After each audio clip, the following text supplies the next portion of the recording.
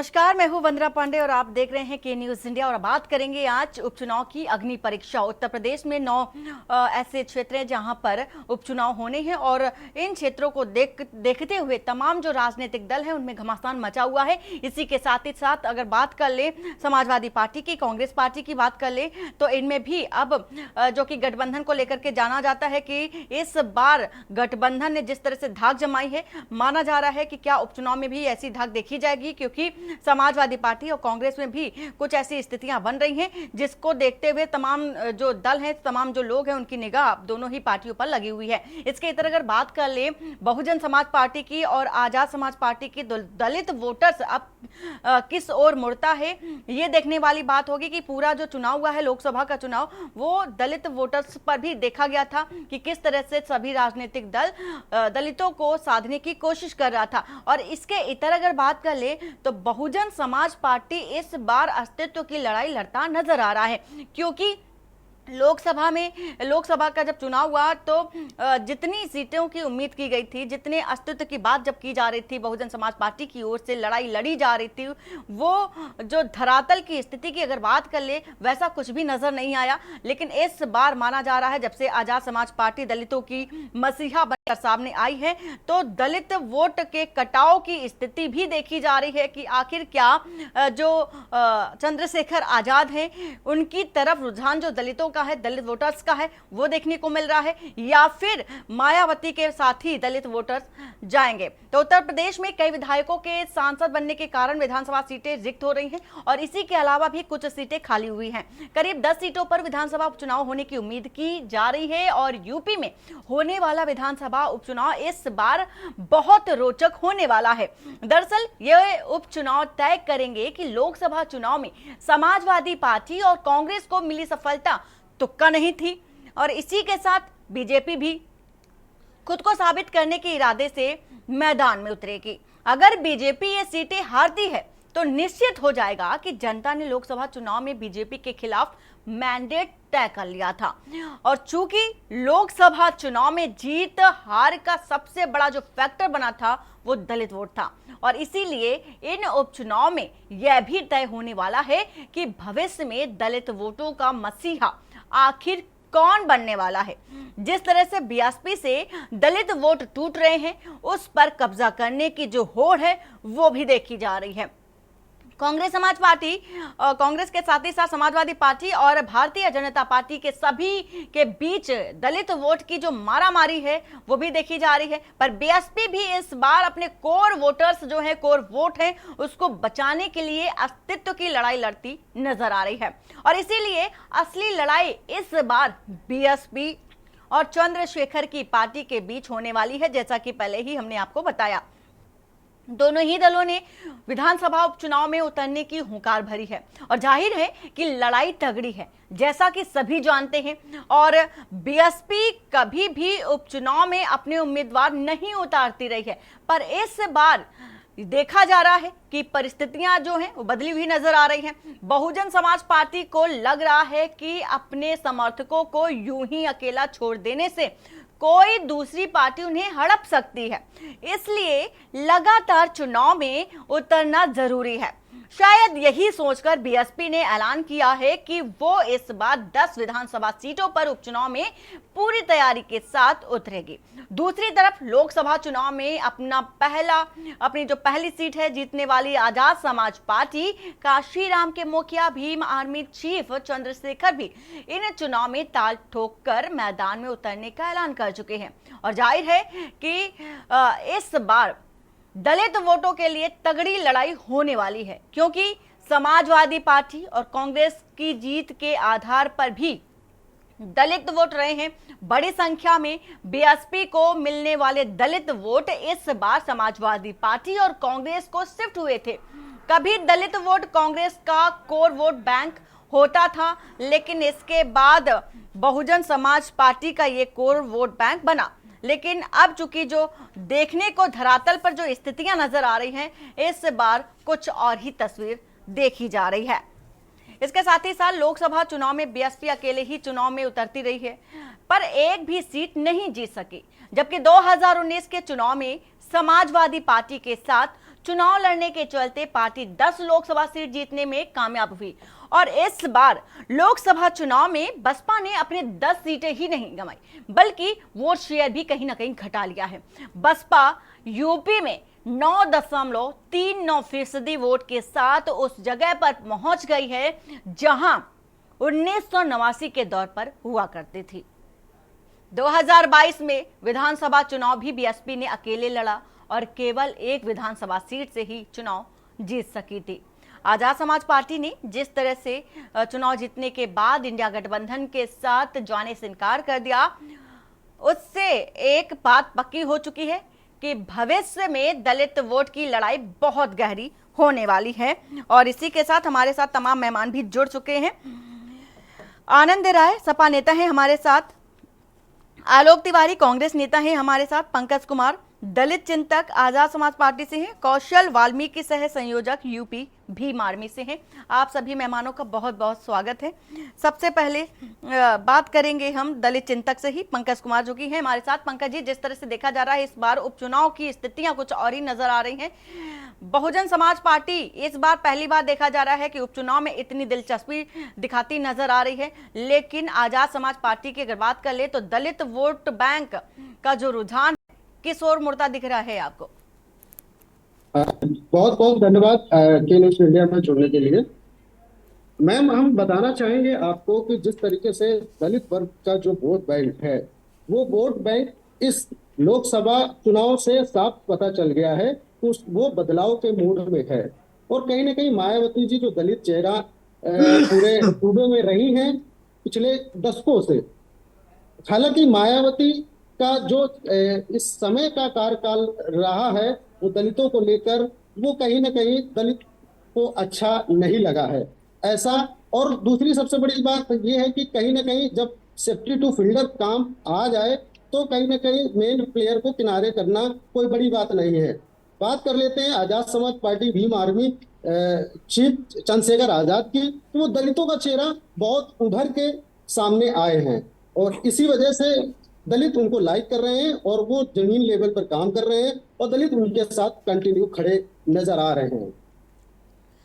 बिल्कुल, देखने वाली बात होगी कि उपचुनाव में क्या कुछ नजर आता है। इसके साथ ही साथ आनंद राय जी, जिस तरह से देखा जा रहा है कि उपचुनाव में दोनों जो कांग्रेस पार्टी है और समाजवादी पार्टी है, दोनों में फिर से उम्मीद भी लगाई जा रही है गठबंधन के तौर पर। जिस तरह से लोकसभा चुनाव में आप दोनों के जो नतीजे थे बेहद चौंका देने वाले थे और बढ़ोतरी के साथ आपने अपनी धाक जमाई, लेकिन इस बार उपचुनाव में माना जा रहा है, ऐसी खबरें भी निकलकर सामने आ रही कि आपने भी कंडीशन लगा के रखी हुई है। जी, मैं बता देना चाहता हूं कि उत्तर प्रदेश में 9 विधानसभा उपचुनाव है और समाजवादी पार्टी और कांग्रेस अलायंस के जो भी पदाधिकारी रहेंगे, इन 9 की 9 सीटें हम लोग जीतने का काम करने जा रहे हैं। बात कर रही हैं दलित सीटों का, तो भगवान श्री राम ने ही जनादेश दे दिया है कि ये झूठे मक्कार जो भी आपकी बातें करते थे, गुमराह करते थे, हम उनके साथ नहीं हैं, हम सही लोगों के साथ, सच्चे लोगों के साथ हैं। तो भगवान राम ने भी हम लोगों को जनादेश अयोध्या से ही दे दिया। श्रीमान अवधेश पासी जी जो कि 9 बार के विधायक रहे, इस बार वो उनको सांसद बनाने का काम भगवान राम ने किया है। रही बात दलितों की, तो दलितों का भला कौन कर रहा है, कि दलित समाज बखूबी पूरी तरह देख रहा है। मैं स्पष्ट कर देना चाहता हूं कि दलित, पिछड़े, अल्पसंख्यक, हम लोग का नारा पीडीए का था, पिछड़ा दलित अल्पसंख्यक। तो हम लोगों ने इसी पे काम किया और हम लोग को बहुत बड़ी जीत मिली। उत्तर प्रदेश में ऐतिहासिक मतों से हमको जनता ने वोट किया है। हम जहां हारे भी हैं वहां 10-20 हजार का अंतर रहा, 2-4 हजार का अंतर रहा है।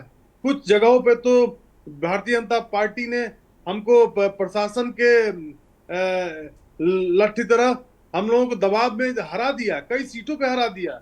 लेकिन मैं स्पष्ट कर देना चाहता हूं कि जैसे मायावती जी खत्म हो चुकी हैं, भाई बता रहे थे चंद्रशेखर भाई, तो चंद्रशेखर भाई ने बहुत रोचक लड़ाई लड़ी और उन्होंने ऐतिहासिक दर्ज किया। मैं उनका सम्मान करता हूं।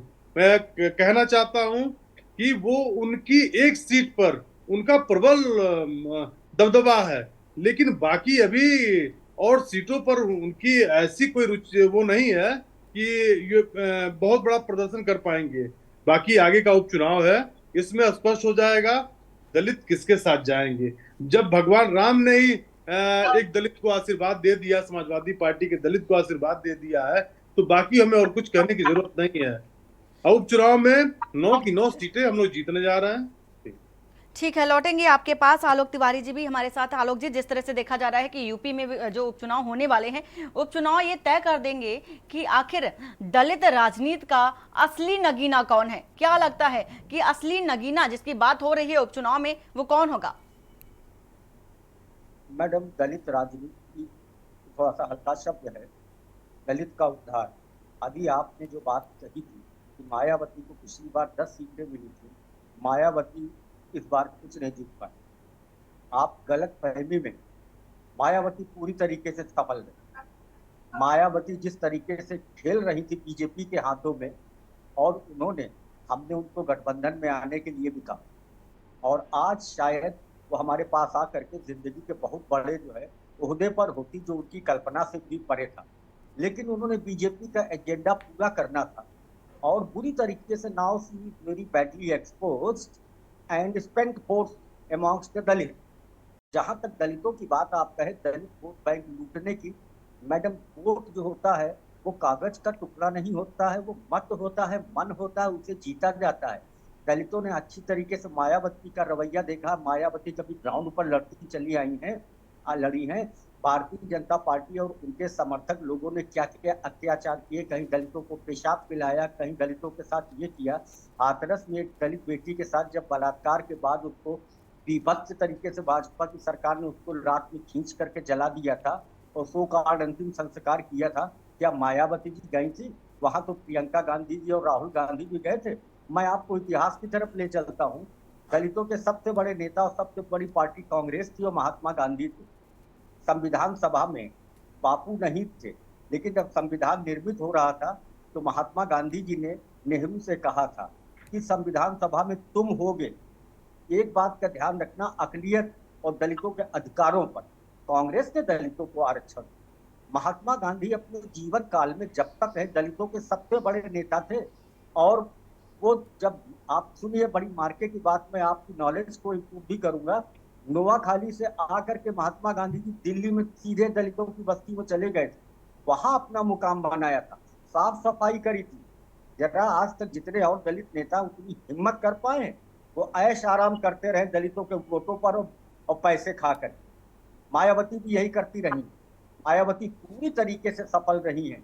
आज अगर मायावती साथ में होती इंडिया गठबंधन के, मायावती ने हमारे गठबंधन। ठीक है सर, आप हमारे नॉलेज की बात कर रहे हैं, हमारे ज्ञान को बढ़ाने की बात कर रहे हैं, तो आप ही बता दीजिए, जिस स्थिति में, जिस दौर में मायावती निकली थी, बीएसपी निकली थी, आज उसी कंडीशन में जाके चली गई है। यानी कि 1989 की अगर बात कर ले तो 1989 में जिस तरह की स्थिति में थी मायावती, बीएसपी जिस स्थिति में थी, आज उसी स्थिति में नजर आ रही है। दो एक्सपोजर हुए, एक मायावती का एक्सपोजर हुआ है, एक भाजपा का एक्सपोजर हुआ है कि वो कभी राम के नहीं थे। राम को मैक्सिमम एक्सप्लॉइट करने के बाद वो तुरंत स्विच ओवर हो गए। प्रधानमंत्री ने कहा जय जगन्नाथ, कोई जय श्री राम नहीं बोला, और अयोध्या वालों को गाली देना शुरू किया। अरे राम दलितों के नायक थे, राम जन नायक थे। आज अयोध्या के लोगों को गाली दे रहे, इसलिए गाली दे रहे कि वहां एक जीता है दलित। अरे भगवान राम का पुत्र है, वो भी अयोध्या का है, इसलिए दो लोग बहुत बुरी तरीके से। ठीक है, आपसे आगे इस बारे में चर्चा जरूर करेंगे, आपसे इस बारे में चर्चा करेंगे। बहुत सारे सवाल हैं आपसे पूछने के लिए, क्योंकि आपने जिस तरह से सवाल उठाए हैं उसमें कई सारे सवाल उठते नजर आ रहे हैं। फिलहाल हमारे साथ कौशल वाल्मीकि सह संयोजक हैं। कौशल जी, जिस तरह से देखा जा रहा है दलित वोटों पर राजनीति हमेशा से होती रही है। 2019 की बात कर लें, 14 की बात कर लें, अब 24 की भी बात कर लेते हैं, तो 24 में भी देखा जा रहा है कि दलित वोट बैंक किस ओर जाता नजर आया, खासतौर पर देखा गया। लेकिन इस बार चूंकि देखा जा रहा है दो पार्टियां प्रमुख रूप से सामने आ रही है, एक है आजाद समाज पार्टी और एक है बहुजन समाज पार्टी। दोनों के बीच घमासान देखा जा रहा है। कांग्रेस समाजवादी पार्टी तो इसको अलग कर दिया जाए, बीजेपी को भी अगर अलग कर दिया जाए, तो दो प्रमुख क्योंकि दलितों के लिए जाने जाते हैं। क्या लगता है कि दलित वोट बैंक पर जिस तरह से राजनीति की जा रही है, समाजवादी पार्टी अगर बहुजन समाज पार्टी की अगर बात कर ले तो वो अस्तित्व की लड़ाई लड़ता नजर आ रहा है, लेकिन आपके नजरिए से क्या लगता है दलित वोट बैंक का नजरिया किस ओर मुड़ता नजर आ रहा है? तो बहुत बहुत धन्यवाद आपका वंदना जी, और आपके दर्शकों का भी बहुत बहुत धन्यवाद। और पहले तो आप सबको बधाई कि नगीना की जनता ने इस बार देश को नगीना दिया है और ऐसे सांसद आए हैं जो तमाम लोगों की आवाज उठाएंगे। देखिए, इस बार पूरे देश में जो चुनाव हुआ है वो कमेरा बनाम लुटेरा का हुआ है, वो किसानों का हुआ है। इस देश में पिछले 10 सालों से जब से भाजपा सरकार आई है, दलितों पे अत्याचारी घटनाएं पूरे देश पर, कहीं जो है मटके से पानी छूने पर मारा जा रहा है, कहीं पेशाब पिलाया जा रहा है मध्य प्रदेश पे, उत्तर प्रदेश में जो है तमाम बलात्कारी घटनाएं, दलितों पे जो है अत्याचार घटनाएं हो रही है। तो इस बार दलित समाज के लोगों ने भाजपा को उनकी औकात याद दिलाई है, उनकी औकात दिखाई। तो भाजपा को रोकने के लिए जो है शेड्यूल कास्ट के लोगों ने वोट किया है। लेकिन मैं आपके दर्शकों को और आपके जो तमाम लोगों को ये बता देना चाहता हूँ कि ये तमाम जो लोग बात करते हैं कि दलितों के लिए हमने ये किया है या किसी पार्टी ने किया है, सच मायने में ये है कि दलितों की समस्या की बात करना और उनके लिए लड़ना, उनके लिए काम करना, दोनों में बड़ा अंतर है। चूंकि मैं शेड्यूल कास्ट से आता हूँ और एक लंबे समय से जो है हमने वो सारी यातनाएं देखी हैं, वो सारे पीड़ा सही है, वो सारे दुख दर्द देखे हैं जो आमतौर में बात करने वाले लोगों ने नहीं देखा है। आज पूरे देश में चुनाव खत्म हो गया है। अभी आपने देखा होगा शायद जो है कल ही चंद्रशेखर आजाद जी अलीगढ़ की घटना पर गए जहां गौरव जाटव जी की हत्या कर दी गई, निर्मम हत्या कर दी गई। तमाम इस पार्टी के लोग, किसी भी पार्टी के लोगों ने कोई चर्चा नहीं करी हो, चाहे वो जो है अभी वोट बैंक के लिए अखिलेश यादव जो है दलितों को ऐसे अपने आप को बता रहे थे, कांग्रेस के लोग बता रहे थे, किसी ने जो है विपक्ष के व्यक्ति, किसी एक व्यक्ति ने आवाज नहीं उठाई। इसी तरीके से एक घटना कोई राजस्थान में हो रही है, कोई मध्य प्रदेश में हो रही है, कहीं पर भी कोई आवाज नहीं उठाई जा रही है। तो दलितों का के लिए लड़ना और उनके वोट बैंक के लिए बोलना है, दोनों बड़ा अंतर है। आज चंद्रशेखर आजाद जी लड़ रहे हैं, समाज के लोग उनकी सराहना कर रहे हैं। यूपी चुनाव के बाद खतौली में उपचुनाव हुआ, रामपुर में उपचुनाव हुआ, चंद्रशेखर आजाद जी को लोगों ने जो है उनके प्यार पे, उनके बात पे काफी वोट दिए।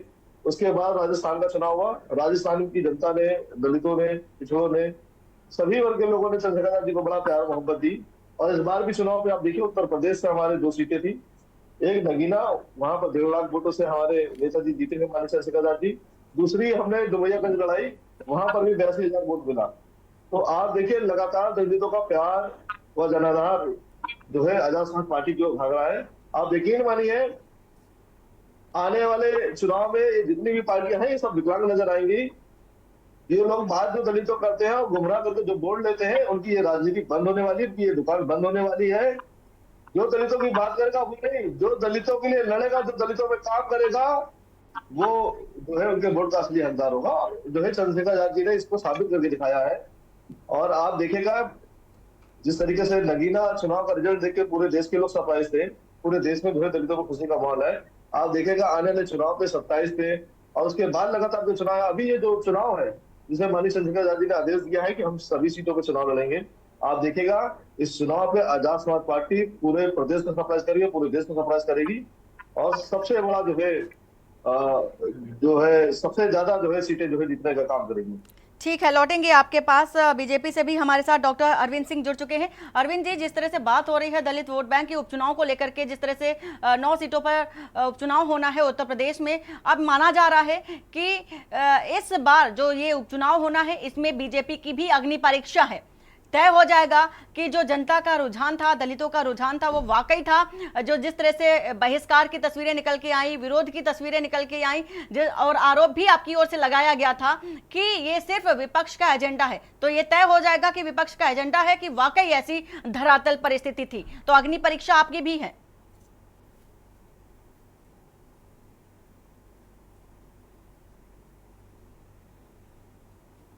हेलो जी अरविंद जी।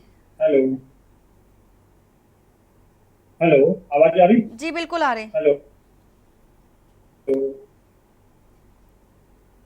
नहीं, परीक्षा है। सबसे पहले आप सभी को सादर प्रणाम। और मैं चंद्रशेखर जी को और जीत की बहुत बहुत शुभकामनाएं देता हूं। आपने प्रतिनिधित्व किया और मेहनत की और उस मेहनत का परिणाम है कि जनता ने बहुत ही अच्छा प्यार दिया। हम ये चाहते हैं कि केवल हम यही प्यार यही तक सीमित न रखें, प्यार को और आगे बढ़ाएं और देश हित में समाज का प्रतिनिधित्व करते हुए अपने देश हित में जो देश को बढ़ाए, जो देश को आगे ऊंचाइयों पे ले जाए, भारत देश को भाजपा समरसता चाहती है, सभी जातियों को जोड़ती है। ये तो हमारा परिवार, हिंदू का परिवार, हमारा हिंदू धर्म का परिवार है। हम तो सभी धर्मों को जोड़ते हैं और सबका साथ सबका विकास की बात करते हैं। तो इस धारा में हम तो करते हैं, तो अपने समाज का प्रतिनिधित्व सब लोग करते हैं, लेकिन एक बड़े मंच पे सभी व्यवस्थित होके इकट्ठा होके भारत को याद रहेगी जो जो हमारे भीमराव अम्बेडकर जी जो कर गए, तो वो आज महापुरुष इसीलिए कहला। तो आज के युग में हमारे भाई लोग जो प्रतिनिधित्व कर रहे हैं, उनका योगदान अगर राष्ट्र हित में रहेगा, तो जैसे अम्बेडकर साहब का राष्ट्र हित में योगदान रहा, आज हम लोग उनको पूछते हैं। तो हम अपने सभी भाइयों, चंद्रिका जी सहित और भी जो भी हमारे भाई के समाज के जो लीडर हैं, मैं ये निवेदन करता हूँ कि और अपनी भूमिका को मजबूत करके देश हित में, राष्ट्र हित में समरसता के भाव से एकजुट होके जो भी अपनी पार्टी हमारी भाजपा है, भाजपा के एक लय में, सुर में, ताल हमेशा आपस में घर वाली लड़ाई न करके बल्कि एकजुट हो विकसित राष्ट्र बनाने के लिए जो भी संकल्प हो करके आगे बढ़े, ठीक करते हैं। ठीक है, हमारा अच्छा होगा आने वाला भविष्य, हम ये हमारे लिए है। और इसलिए हम ये नहीं कहते हम बटेंगे। हमारा आज का समाज पढ़ा लिखा समाज, पहले की बात है, आवाज जो है आपकी नहीं आ रही है। भाई बंधु हैं सभी पढ़े लिखे हों, वो चाहते हैं कि हम हमारा घर पर रहें, सबके अंदर ये आगे बढ़े। अरविंद जी, आपकी आवाज़ स्पष्ट नहीं आ पा रही है, जिसकी वजह से हम आपको स्पष्ट रूप से नहीं सुन पा रहे हैं। जुड़ेंगे आपके पास, फिर से दोबारा आएंगे।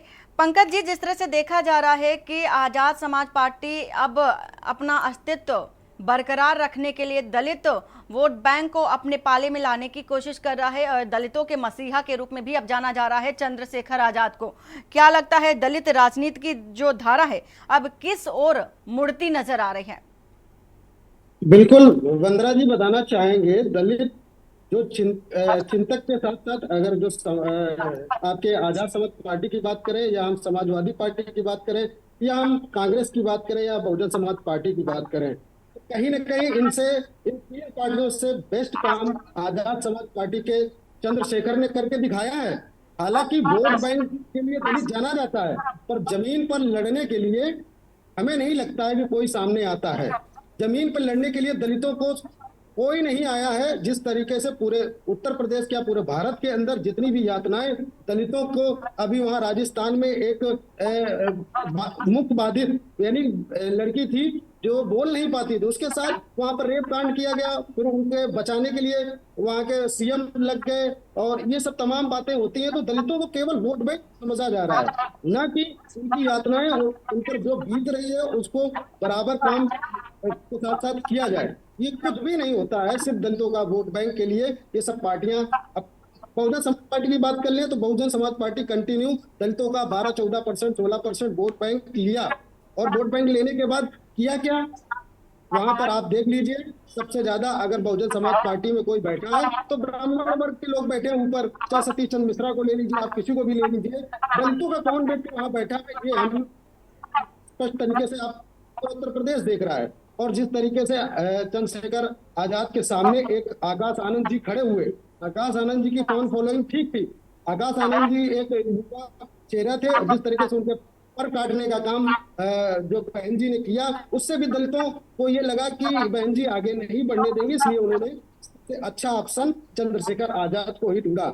और चंद्रशेखर आजाद अपने पूरे कामों को लेकर जमीन पर स्तर पर हर जगह, मतलब बताएं तो आपको गांव से लेकर चौपाल से लेकर और जिला स्तर से लेकर हर जहां पर कहीं पे भी दलितों को दबाया या कुचला जा रहा, जहाँ उनको नीचा दिखाया जा रहा, उस पर आवाज कहीं ना कहीं चंद्रशेखर पूरी कर रहे हैं। बिल्कुल कंफर्म ठीक है। है, इस और बात दलित का जो पूरा चेहरा सवाल है, इस सवाल का जवाब हम अरविंद जी से ही जान लेते हैं। अरविंद जी, जिस तरह से पंकज जी बोल रहे हैं कि दलितों को वो जगह नहीं दी गई, और चूंकि दलित अपनी पहचान के लिए हमेशा से ही लड़ता आ रहा है और आज भी लड़ रहा है, उसे किसी तरह से राजनीति में भी जगह नहीं दी जाती, कहीं पर भी कोई जगह नहीं दी जाती, बल्कि आप ये दावे करते हैं कि जो सबसे ज्यादा लाभ है वो इसी वर्ग को आप देते हैं। इसमें कोई सच में ऐसा नहीं है कि भारतीय जनता पार्टी ने सम्मान नहीं किया। भारतीय जनता पार्टी ने जो अब तक किया है वो किसी अन्य पार्टी ने नहीं किया। सर्वोच्च स्थान प्राप्त कराया तो भारतीय जनता पार्टी ने। भारत देश का सबसे बड़ा, समझिए आसान आप कहने की बात नहीं, आप पत्रकार से जानती हैं, तो भारतीय जनता पार्टी ने हमेशा अच्छा किया। आज भी हम उदय उसी चीज को, देश का विकास तभी मानेंगे जो हमारा अंत्योदय जो एक सबसे बड़ा अभियान है, हम व्यक्ति तभी हम अपने देश को आगे बढ़ा पाएंगे तो हमारा निचले तबका का रहने वाला व्यक्ति सबके साथ उन्हें बैठने लायक बन जाए, पढ़ाई लिखाई से लेकर के समाज में उसका उच्च स्थान आ जाए। और वो केवल संभव नहीं है, हर अपने जैसा भी है, जितना परसेंटेज के हिसाब से, जाति के हिसाब से हर वर्ग का, हर व्यक्ति को जो परसेंटेज करने का मौका मिलेगा वो अपनी बात रखेगा समाज को। फिर समाज को उत्थान करने में अगर कहीं कोई कमी क्या रह जाए सब कोई कहे। ऐसा नहीं भारतीय जनता पार्टी के ये नहीं कह सकता कि उन्होंने काम नहीं किया। भारतीय जनता ने बहुत काम किया। ऐसे नहीं होगा कि राष्ट्रपति का पद ऐसे भी दिया, ऐसे थोड़ी, हमेशा अच्छाई जब से वो भीमराव अंबेडकर जी के संविधान निर्माता के पथ पे ही चल रही भाजपा। हमेशा भीमराव राम जी अंबेडकर, भगवान मर्यादा पुरुषोत्तम श्री राम अगर थे तो भगवान मर्यादा पुरुषोत्तम राम के अनुयायी रह के जैसे काम किया हमारे अंबेडकर साहब ने, उसी पद पे आज चल रही भाजपा। भाजपा निरंतर अनुसूचित जाति के भाइयों को आगे बढ़ाने में कोई कसर नहीं रखती, चाहे वो आरक्षण से लेकर के सब कुछ। अब ये भी देख लीजिए आप, इधर उधर हुआ वो सब जानते हैं कि वो एक भारत का मतलब ऐसा अंग है जिसे कोई छेड़ नहीं सकता, लेकिन विरोधी लोग मिलकर पता लगा उसको भी ऐसे ऐसे बातें कर। अरे बिना संविधान के छेड़छाड़ होके संशोधन सभी जानते होगा, लेकिन जब संविधान को छेड़ करके कोई रहता, कोई भी राष्ट्र भारत की बात नहीं करते। ठीक है, ठीक है अरविंद जी, 2014-2019 में बड़ी तादाद में दलितों का समर्थन आपको मिला था, लेकिन 2024 में ऐसा समर्थन नहीं मिला, और क्या कारण रहा कि आपसे दलित वोटर छिटक गए, बड़ा सवाल हो जाता है। हमारे साथ आलोक तिवारी हैं। आलोक जी, जिस तरह से आप बात कर रहे थे कि मायावती जो है वो अगर इंडिया गठबंधन में आ जाती तो दलित वोट उनके पाले में आता, तो 2017 में भी देखा गया था, तब की स्थिति क्या थी, और फिर अगर आ जाती तो आपने मान मनोबल क्यों नहीं इतना किया, इतना जोर क्यों नहीं डाला? जी, ऐसा है कि परिस्थितियां बदलती रहती, सत्ता के आसपास काफी बनाने की कोशिश की गई थी, लेकिन मायावती ने अपना स्वरूप पूरी तरीके से दिखा दिया जब उनके भतीजे ने, जिनका नाम मैं स्लिप कर रहा हूँ, अभी लिया गया था, उन्होंने भारतीय जनता पार्टी की जब असलियत दिखाते हुए डायलॉग बोला एक जगह, तब उनको पार्टी से, उनको बिल्कुल पद से हटा दिया गया, ब्लॉक कर दिया गया। आज परिस्थितियां कुछ ऐसी, वातावरण में कयास लगाए जा रहे थे, इंडिया गठबंधन में मायावती जी आ जाती, शायद प्राइम मिनिस्ट्रियल पेस वो होती, या शायद ऐसी बातें भी आपको होती होंगी, खड़गे जी भी जो है क्या कहते हैं प्रधानमंत्री हो सकते थे। तो आज ऑन अकाउंट ऑफ मायावती देश को पहला दलित प्रधानमंत्री बनने से मिला है। और जहां तक भारतीय जनता पार्टी जो सबका साथ सबका विकास करने की बात कर रही है, उनके लिए सब भी अडानी है और देश भी अडानी है। हमने देखा था कि दलित राष्ट्रपति, ये केवल शोकेसिंग करते हैं, दलित राष्ट्रपति रामनाथ कोविंद से उनको इजाजत नहीं दी गई थी कोरोना के दौरान जो राम जन्मभूमि का शिलान्यास किया गया था। और जिस तरीके से आदिवासी राष्ट्रपति को आज बना कर बैठाला है, एक भाजपा के लोग दलित के पेशाब सर पर कर वीडियो वायरल कर रहे थे। जहां तक कांग्रेस पार्टी बेसिकली दलितों की पार्टी है, कांग्रेस ने बहुत गालियां खाई हैं बहन जी कि इतने साल के लिए आरक्षण देना चाहिए था, 5 साल आरक्षण देकर बंद कर देना चाहिए था, 10 साल आप जिस मामले की बात करें उस पर बाकायदे कार्रवाई भी की गई थी, और आप जिस तरह से पेशाब कांड की बात करें उस पर कार्रवाई भी हुई थी, जिस तरह से वीडियो वायरल हुआ था उस पर देखा भी गया था। और वो ये नहीं कि वो ये नहीं था कि दलित था, वो इंसान मनुष्यता के नाम पर भी एक बहुत बड़ा धब्बा था, इस वजह से भी कार्रवाई होनी लाजमी थी। और आनंद जी, आखिरी प्रतिक्रिया आपकी जानना चाहेंगे। क्या आप बोल रहे हैं? सवाल अपना दोहरा दीजिए प्लीज। आनंद जी से हमारा सवाल है, आखिरी प्रतिक्रिया हम आपकी जानना चाहेंगे दलित वोटर्स को लेकर के, और जिस तरह से देखा जा रहा है महाराष्ट्र और हरियाणा में भी अनबन की स्थिति देखी जा रही है, आप दोनों में, कांग्रेस और समाजवादी पार्टी में, और आपने भी कंडीशन लगा के रखी हुई है। क्या लगता है कि इस बार अगर कंडीशन पूरी नहीं होती तो आप जगह देंगे कांग्रेस को? जी जी जी जी, मैं यही कहना चाहता हूँ कि श्रीमान अखिलेश यादव जी ने सामान्य सीट पे दलितों को सम्मान दिया है, और कई सीटें जीत के आए हैं। कलाकार, ये कलाकार जो थे प्रभु श्री राम बने थे, उस सीट पे भी एक दलित को लड़ाया था। मात्र 5-7 हजार वोटों से वो हार गए, उनको हरा दिया गया। लेकिन मैं कहना चाहता हूं कि समाजवादी से ज्यादा हितैषी दलितों का कोई हो नहीं सकता है। श्रीमान अखिलेश यादव जी, सब हमारी पार्टी का नाम ही समाजवादी पार्टी है, सभी वर्गों को लेकर चलने वाले लोग हैं। ठीक है आनंद जी, हमारा सवाल ही कुछ और था और आपका जवाब कुछ और है। हमने ये पूछा था कि जिस तरह से देखा जा रहा था कि महाराष्ट्र और हरियाणा में अनबन की स्थिति देखी जा रही, कंडीशन आपने लगा के रखी, अगर पूरी होती है तो आप इन जगह देंगे, इंडिया गठबंधन टूटेगा या बचेगा, ये सवाल हमारा था। फिलहाल आप सभी मेहमानों का हमारे साथ जुड़ने के लिए बहुत बहुत शुक्रिया। बात कर रहे हैं उपचुनाव की अग्नि परीक्षा, और इस अग्नि परीक्षा में दलित वोटरों का जो रुझान है किस ओर जाता है। इस अग्नि परीक्षा में बीजेपी की खास तौर पर अग्नि परीक्षा है। जिस तरह से आरोप प्रत्यारोप का दौर देखा गया था लोकसभा के चुनाव के दौरान, बहिष्कार की भी तस्वीरें आई थी और एजेंडा सेट किया जा रहा था विपक्ष का, तो ये तस्वीरें अब निकलकर सामने आएंगी कि क्या वाकई विपक्ष का एजेंडा था कि जनता नाराज थी बीजेपी से। उपचुनाव की अग्नि परीक्षा में फिलहाल इतना ही। बाकी की खबरों के लिए बने रहिए आपके न्यूज इंडिया के साथ। नमस्कार।